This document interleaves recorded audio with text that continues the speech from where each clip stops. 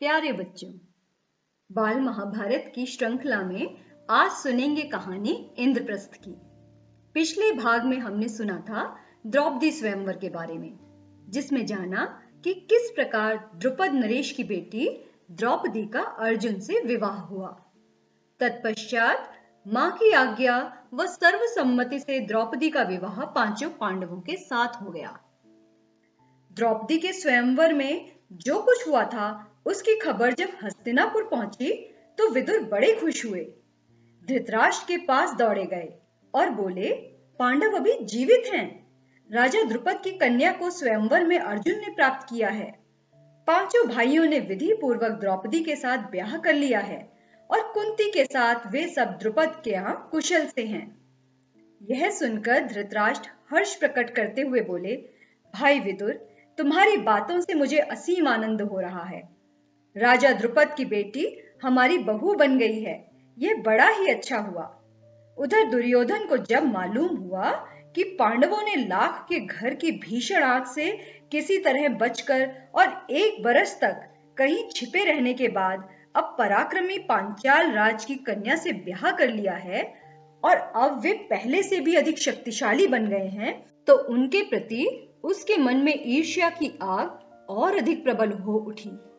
दबा हुआ बैर फिर से जाग उठा। दुर्योधन और दुशासन ने शकुनी को अपना दुखड़ा सुनाया। मामा, अब क्या करें? अब तो द्रुपद कुमार धृष्टद्युम्न और शिखंडी भी उनके साथी बन गए हैं।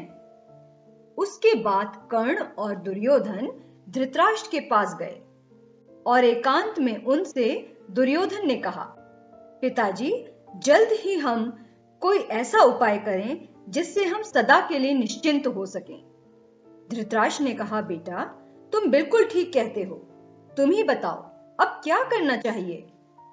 दुर्योधन ने कहा, तो फिर हमें कोई ऐसा उपाय करना चाहिए जिससे पांडव यहां आए ही नहीं, क्योंकि यदि वे इधर आए तो जरूर राज्य पर भी अपना अधिकार जमाना चाहेंगे। इस पर कर्ण को हंसी आ गई। उसने कहा, दुर्योधन, अब 1 साल बाहर रहने और दुनिया देख लेने से उन्हें काफी अनुभव प्राप्त हो चुका है। एक शक्ति संपन्न राजा के यहाँ उन्होंने शरण ली है। तिस पर उनके प्रति तुम्हारा बैर भाव उनसे छिपा नहीं है, इसीलिए छल प्रपंच से अब काम नहीं बनेगा। आपस में फूट डालकर भी उनको हराना संभव नहीं। राजा द्रुपद धन के प्रलोभन में पड़ने वाले व्यक्ति भी नहीं है। लालच देकर उनको अपने पक्ष में करने का विचार बेकार है। पांडवों का साथ वे कभी नहीं छोड़ेंगे। द्रौपदी के मन में पांडवों के प्रति घृणा पैदा हो ही नहीं सकती। ऐसे विचार की ओर ध्यान देना भी ठीक नहीं है।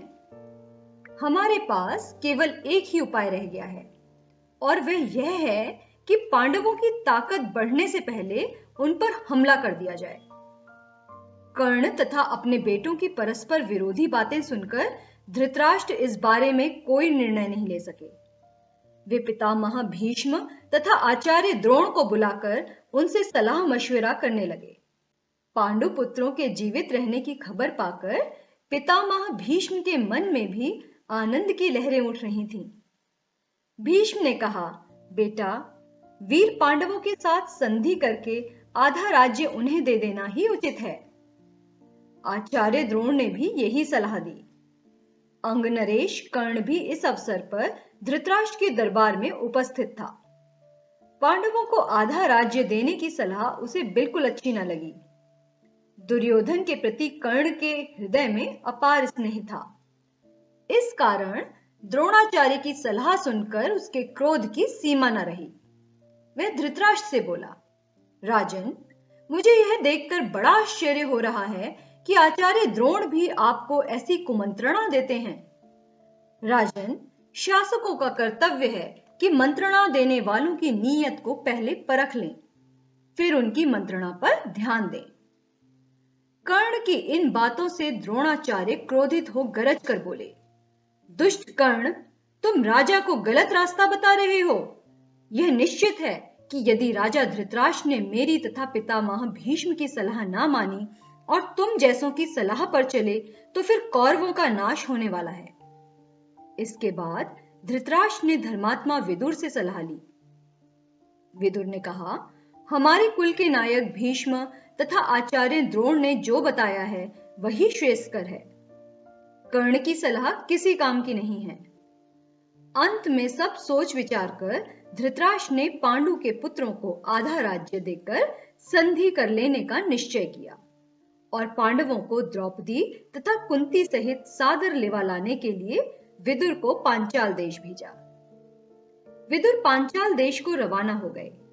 पांचाल देश में पहुंचकर विदुर ने राजा द्रुपद को अमूल्य उपहार भेंट करके उनका सम्मान किया और राजा धृतराष्ट्र की तरफ से अनुरोध किया कि पांडवों को द्रौपदी सहित हस्तिनापुर जाने की अनुमति दें। विदुर का अनुरोध सुनकर राजा द्रुपद के मन में शंका हुई। उनको धृतराष्ट्र पर विश्वास न हुआ।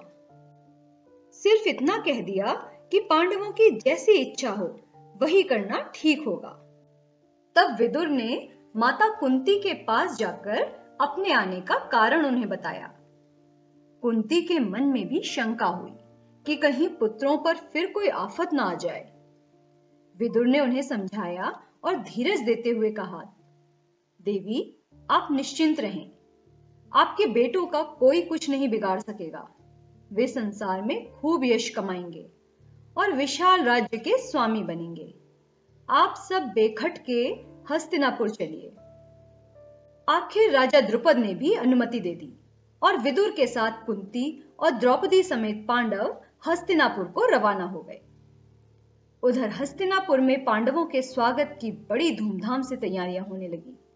जैसा कि पहले ही निश्चय हो चुका था, युधिष्ठिर का यथाविधि राज्याभिषेक हुआ और आधा राज्य पांडवों के अधीन किया गया। राज्याभिषेक के उपरांत युधिष्ठिर को आशीर्वाद देते हुए धृतराष्ट्र ने कहा, बेटा युधिष्ठिर, मेरे अपने बेटे बड़े दुरात्मा हैं। एक साथ रहने से संभव है कि तुम लोगों के बीच बैर बढ़े। इस कारण मेरी सलाह है कि तुम खांडव प्रस्थ को अपनी राजधानी बना लेना और वहीं से राज्य करना। खांडव प्रस्थ वह नगरी है जो पुरु, नहुष एवं ययाति जैसे हमारे प्रतापी पूर्वजों की राजधानी रही है। हमारे वंश की पुरानी राजधानी खांडव प्रस्थ को फिर से बसाने का यश और श्रेय तुम्ही को प्राप्त हो। धृतराष्ट्र के मीठे वचन मानकर पांडवों ने खांडव प्रस्थ के भग्नावशेषों पर, जो कि उस समय तक निर्जन वन बन चुका था, निपुण शिल्पकारों से एक नए नगर का निर्माण करवाया। सुंदर भवनों, अभेद्य दुर्गों आदि से सुशोभित उस नगर का नाम इंद्रप्रस्थ रखा गया। इंद्रप्रस्थ की शान एवं सुंदरता ऐसी हो गई कि सारा संसार उसकी प्रशंसा करते न थकता था। अपनी राजधानी में द्रौपदी और माता कुंती के साथ पांचों पांडव 23 बरस तक सुखपूर्वक जीवन बिताते हुए न्यायपूर्वक राज्य करते रहे। तो बच्चों, ये थी कहानी इंद्रप्रस्थ की। अगले खंड में सुनेंगे जरासंध के बारे में।